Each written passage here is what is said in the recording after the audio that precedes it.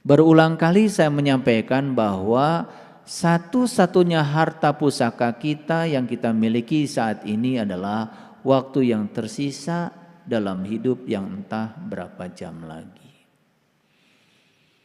Kenapa saya sebut harta pusaka? Karena waktu itulah peluang yang diberikan semesta buat kita mengumpulkan bekal. Karena saat kita mati kita tidak akan ditanya apa keyakinan kita. Pada saat kita mati kita pun tidak akan ditanya apa baju agama kita. Pertanyaan kematian adalah satu, berapa banyak orang yang sudah kau bahagiakan dalam hidup. Itu yang disebut dengan amal kebajikan. Karena puncaknya akhlak adalah bagaimana kita memperlakukan orang lain. Itu sebetulnya.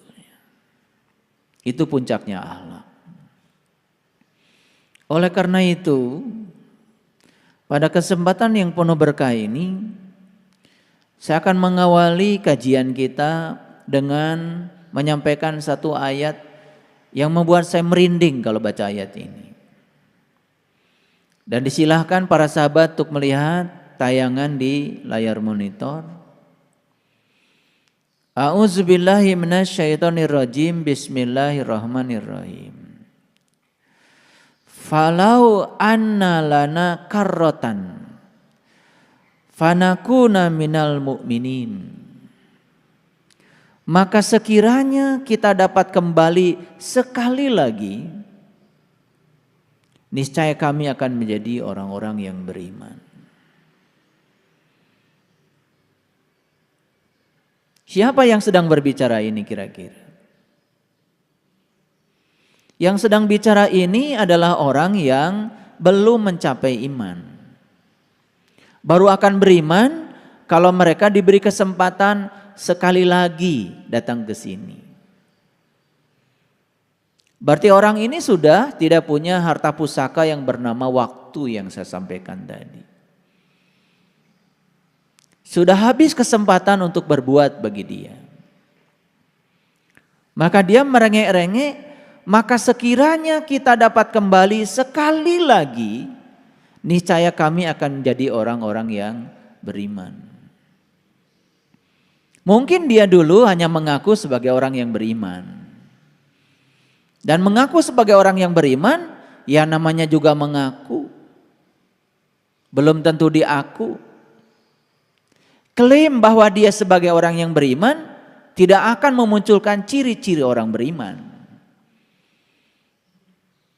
Dan aneh sekali kita sering membuat ciri-ciri orang yang beriman itu terkadang dengan sesuatu yang tidak pernah diajarkan oleh leluhur kita. Saya tidak menemukan satu hadis pun yang disampaikan Nabi Muhammad yang menyatakan ciri orang yang beriman itu, mohon maaf, rajin sholat misalnya, nggak ada. Ciri orang yang beriman itu rajin ke masjid, nggak ada hadisnya. Ciri orang beriman itu rajin bangun malam, nggak ada. Saya tidak menemukan. Ciri orang beriman kata Nabi, jika dia jalan mendapati satu ranting yang membahayakan orang lain dan dia tidak singkirkan itu ranting, dia tidak orang beriman. Jadi seorang Nabi Muhammad sekelas beliau membuat ciri orang beriman itu tidak dalam ritual, tetapi sudah dampak dari ritual. Sudah jauh lebih dalam lagi. Sudah berbicara cinta, kepedulian, cinta kasih, welas asih, itu yang diceritakan. Tidaklah disebut orang yang beriman jika dia tidur nyenyak sementara tetangganya tidak bisa tidur karena kelaparan. Itu iman yang disampaikan leluhur kita. Dan kita menganggap sepele. Ada tetangga kelaparan dan ketika kita pulang dari masjid dan menganggap kita ini sudah beriman karena kita sudah menyembah Tuhan di masjid kita itu. Padahal Tuhan yang nyata tetangga kita tidak kita pedulikan. Yang goib terus kita sembah, yang nyata tidak kita pedulikan. Huwal awal wal akhir wal dhahir wal batin. Dialah yang awal, dialah yang akhir, dia yang dohir, dia yang batin. Dia yang maha goib sudah merefleksikan diri menjadi dia yang maha nyata. Tapi kita masih sering terjebak pada yang goib saja. Nabi Muhammad mendapati cucunya beliau ya menangis ketika sholat. Apa yang dilakukan? Tidak peduli dan membiarkan cucunya menangis? Saya tidak menemukan cerita itu. Justru Nabi Muhammad mempercepat sholatnya agar selesai lebih cepat dan segera menggendong cucunya. Ini kesadaran tingkat tinggi. Dan bagi orang-orang yang dangkal belajar agama, mungkin kalau kejadian itu kelihatan di depan kita hari ini, ada cucunya menangis, dia mempercepat sholatnya, mungkin akan disalahkan oleh orang-orang yang tolol itu. Tapi kelasnya Nabi Muhammad memberikan contoh yang luar biasa. Mempercepat sholatnya supaya cepat selesai. Karena beliau harus menggendong cucunya. Itu orang beriman. Dan banyak di antara kita yang tidak peduli pada tetangga. Tidak peduli pada kesusahan orang lain. Dan terus tekun di tempat ibadah. Tetapi tidak ada yang berubah dari akhlaknya. Tidak ada yang berubah cinta kasihnya. Apakah itu? Ada yang salah menurut saya belajar agama. Ada yang salah. Lalu kita terus saja menghayal. Dan kita akan mendapatkan kebaikan nanti. Di depan mata orang perlu kita tolong. Kita tidak menolongnya. Buat apa? Hidup itu tentang hari ini, saat ini, di sini, sekarang. Bukan tentang masa depan. Makanya saya katakan di awal khutbah saya hari ini, saya mengatakan hidup itu adalah tentang memberi. Hidup itu tentang mencintai. Hidup itu tentang kepedulian kepada orang lain. Karena kita sudah terbiasa untuk menjadi pengemis. Bahkan yang kita minta juga sebetulnya seorang pengemis. Bagaimana seorang pengemis bisa memberi? Saya tidak cerita pengemis sebagai pengemis secara fisik. Saya berbicara pengemis sebagai mental.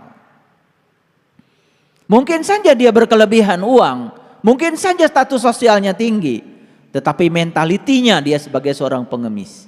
Hanya ingin diperhatikan, ingin diberi, ingin dicintai, tetapi tidak melakukan yang sebaliknya. Bagi saya, itu adalah pengemis yang sebenarnya. Pengemis urusan mental. Jadi jangan sampai kita termasuk pada kelompok ayat ini. Falau anna lana karatan fanakuna minal mu'minin. Maka sekiranya kita dapat kembali sekali lagi saja, niscaya kami menjadi orang-orang yang beriman. Kembali kemana? Saya kasih tahu. Kembali ke tubuh ini. Jadi orang ini sedang berbicara di mana? Di luar tubuh ini. Dia tidak sedang berada di tubuh ini. Sudah keluar dari tubuh ini. Sudah terusir dari tubuh ini. Dan mungkin sedang di tubuh lain. Yang lebih rendah dari tubuh ini. Karena saat diberi tubuh yang sempurna ini untuk memberikan jalan. Agar dia memperjalankan sang penumpang dalam dirinya. Dengan tubuh kendaraan yang hebat ini. Dia tidak melakukannya. Hidup hanya mengeluh. Hidup hanya menceritakan kesusahan. Hidup hanya menceritakan berbagai macam penyakit. Hidup hanya menceritakan sesuatu yang tidak disukai. Maka lihat hidupnya seperti apa orang-orang yang semacam itu. Selalu didatangi yang dia tidak suka. Dan kemudian dia menyalahkan pihak lain. Seakan-akan yang tidak dia suka itu datang secara kebetulan. Tidak. Semua itu datang karena kita sendiri yang mengundangnya. Semua itu datang karena kita sendiri yang menariknya. Itulah hukum tertarik menarik dari semesta. Sederhana sekali sebetulnya. Sekarang berikan saja apa yang kita ingin. Sekali lagi, berikan saja apa yang kita ingin. Ingin bahagia? Berikan lebih banyak kebahagiaan pada orang. Ingin kaya? Berikan lebih banyak yang kita punya hari ini.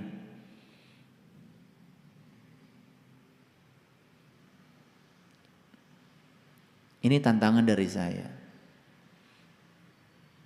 Out of the box. Kita harus keluar dari pemikiran lama yang telah memenjarakan kita. Jalan-jalan lama yang sudah membuat kita terjerembab di jalan itu. Dan kita tidak mengalami kemajuan apapun. Tempuhlah jalan baru yang menakjubkan.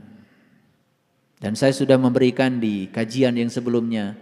Ada judul di YouTube saya berikan, jalan baru yang menakjubkan. Saya mengajarkan 7 jalan baru yang sangat menakjubkan.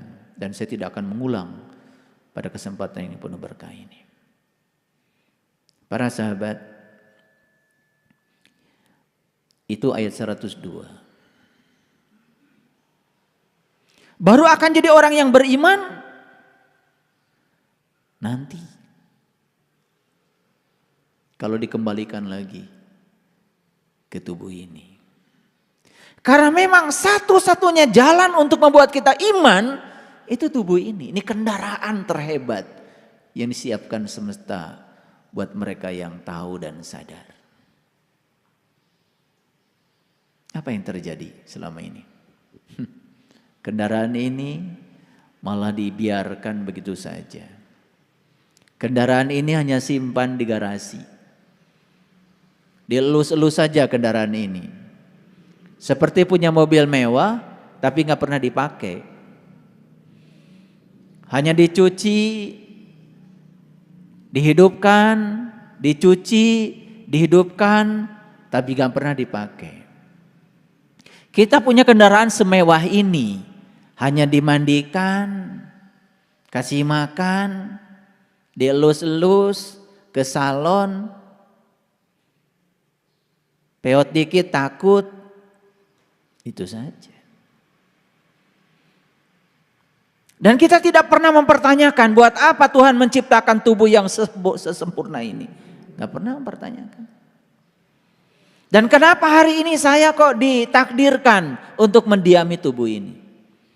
Para sahabat, untuk memperoleh tubuh yang sempurna ini, kita itu sudah menabung kebaikan selama jutaan tahun. Hanya untuk memperoleh tubuh yang sempurna ini. Dan kita oleh Allah bukan sekedar diberi hadiah tubuh. Tapi kita pun sudah diberikan oleh Allah jalan untuk meniti ke dalam tubuh. Dipertemukan dengan seorang penunjuk jalan. Dibimbing bagaimana cara meniti ke dalam diri. Dibimbing bagaimana cara meningkatkan kesadaran. Dibimbing bagaimana cara memperoleh nikmat yang sesungguhnya. Apalagi. Makanya di Quran dikatakan Rabbul masyriqain wa Rabbul maghribain fabi ayyi ala'i rabbikuma tukadziban. Aku telah menunjukkan 2 matahari kepadamu, satu matahari yang luar, satu matahari yang dalam di dalam dirimu. Nikmat Tuhan mana lagi yang akan kau dustakan? Matahari yang luar semua orang diberitahu. Tapi matahari yang di dalam diri kamu hanya kamu kata Allah yang diberitahu. Kok kamu mengabaikannya?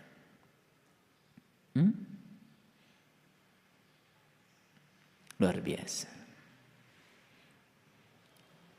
Ada yang bertanya sama saya, kenapa Nabi Ibrahim ketika sudah menyaksikan matahari, beliau mengatakan, aku sudah berlepas dari dosa syirik. Itu diabadikan di Quran surat Al-An'am. Ketika beliau menyaksikan matahari, beliau mengatakan, wa ma ana minal musyrikin. Aku hari ini tidak termasuk lagi orang-orang yang mempersekutukan Tuhan dengan selainnya. Dan itu diabadikan menjadi doa iftitah oleh Nabi Muhammad. Kan itu yang kita baca setiap sholat, betul? Inni wajjahtu wajhiya lilladzi fataras samawati wal ardh hanifan wa ma ana minal musyrikin. Kapan kalimat itu diungkapkan beliau? Tepat saat beliau sudah menyaksikan matahari ruhani dalam dirinya.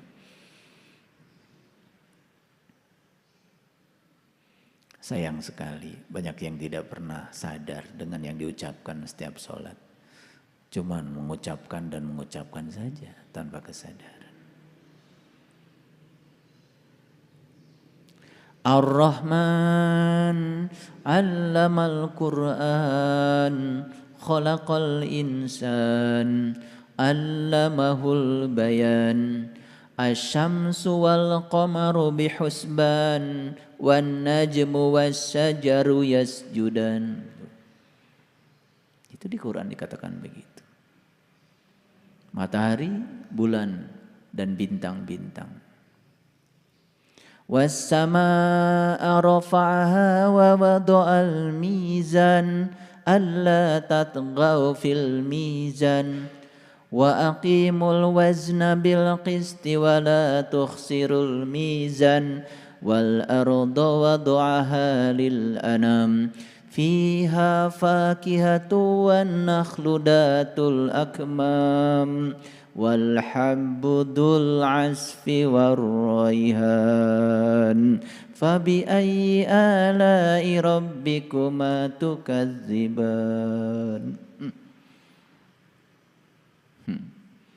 Tahu saja artinya rahasia surat Ar-Rahman.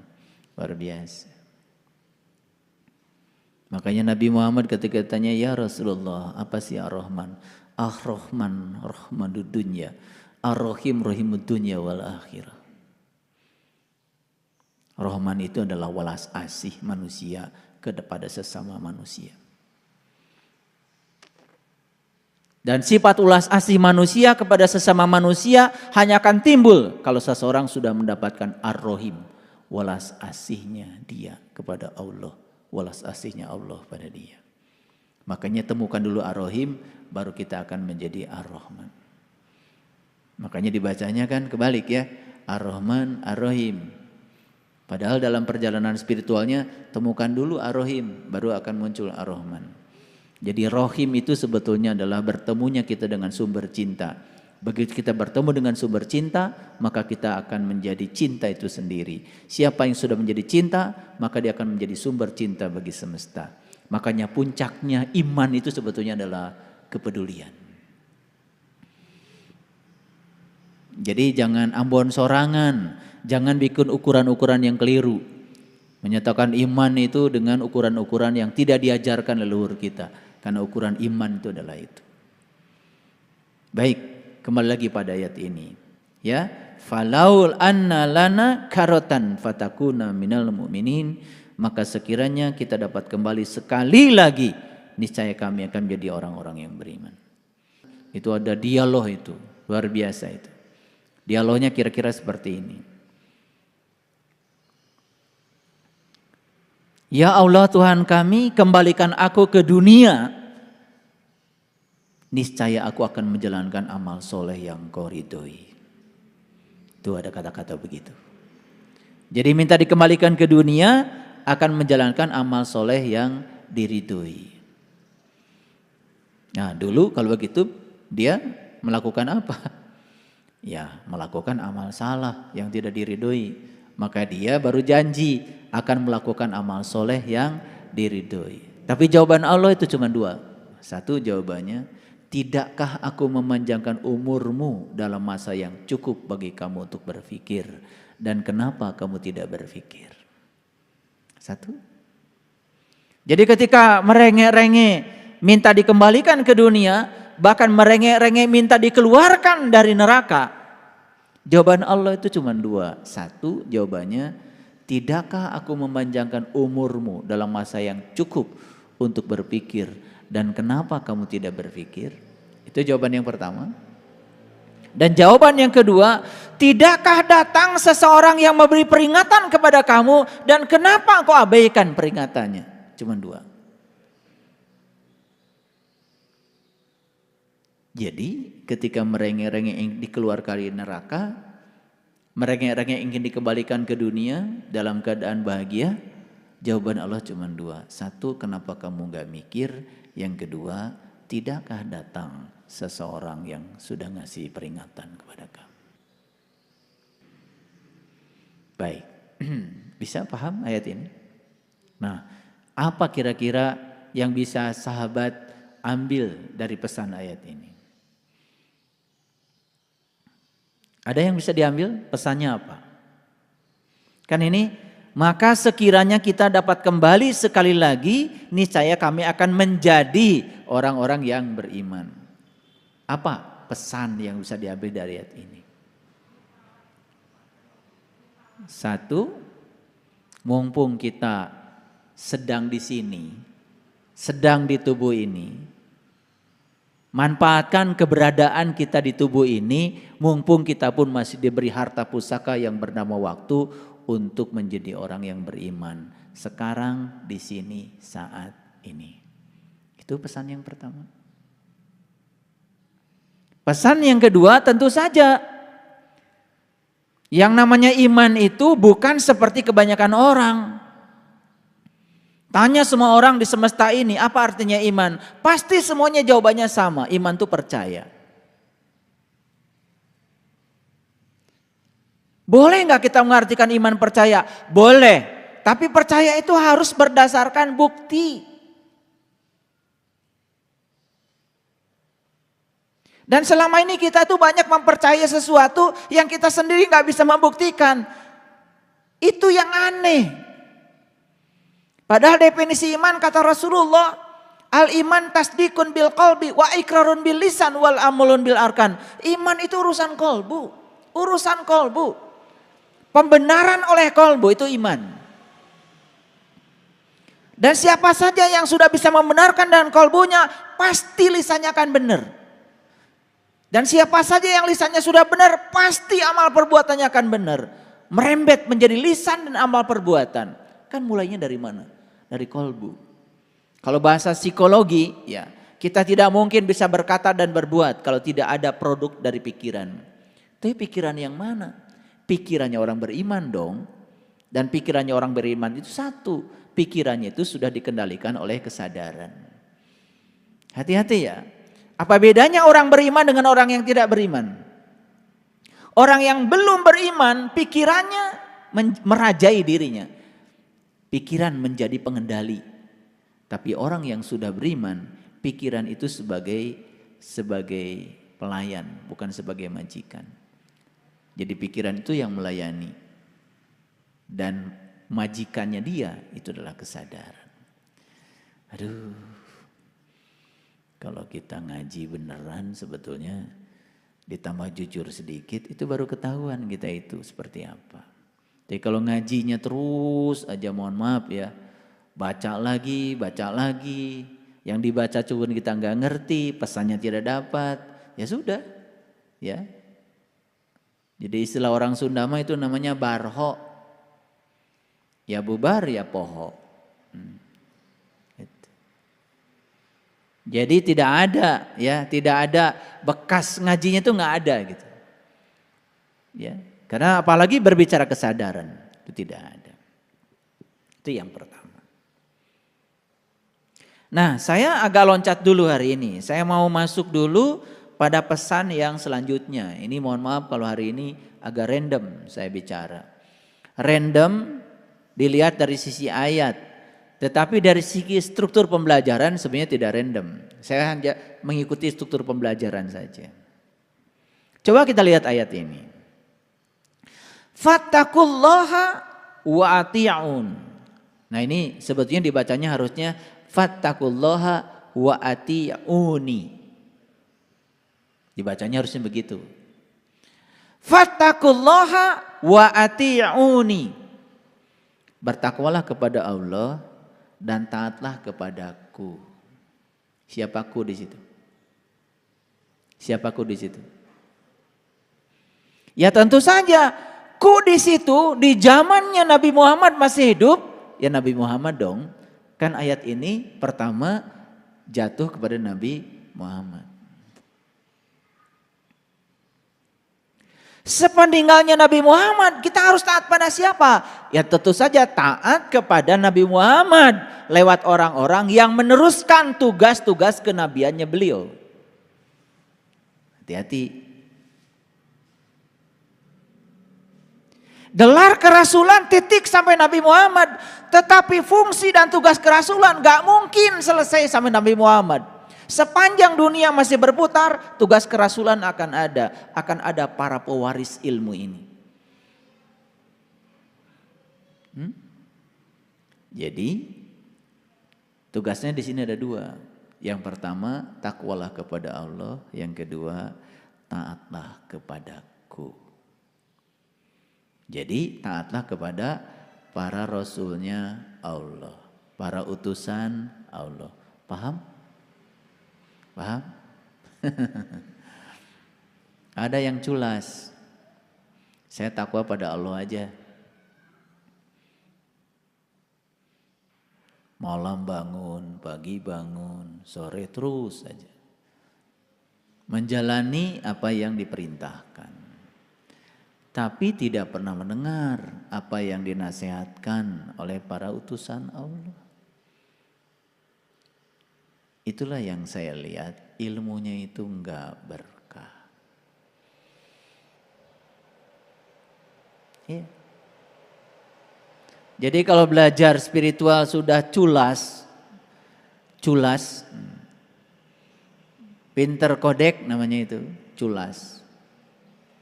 Udah aja, yang penting saya udah dapat ilmunya, saya amalkan. Kita melupakan orang yang menjadi marga lantaran kita dapat ilmu. Dalam hadis dikatakan, malam yahmadinas lam yahmadillah. Siapa yang tidak bersyukur kepada manusia, dia tidak bersyukur kepada Allah. Makanya kenapa di Quran selalu ada kata, atiullaha wa atiur rasul. Atiullaha wa atiur rasul. Jadi takwa itu baru bisa dicapai apabila kamu taat kepada para utusan Allah, pada rasulnya Allah. Ini harus dipahamkan, belajar itu. Ya. Saya bukan siapa-siapa, Saya cuma meneruskan saja ayat ini supaya dipahami. Dan orang-orang yang sudah berkesadaran tinggi juga tidak butuh, ya, tidak butuh disanjung, nggak butuh. Dan kalau kita memperlakukan mereka dengan penuh kehormatan dan rasa hormat, itu akan kembali pada kita sendiri. Ilmu yang kita dapat sekecil apapun itu yang akan membawa berkah, berubah kita. Maaf ya, banyak contohnya. Udah belajar ini, belajar itu, belajar ini, belajar itu. Bahkan sering menyakiti perasaan seorang guru. Enggak berkah.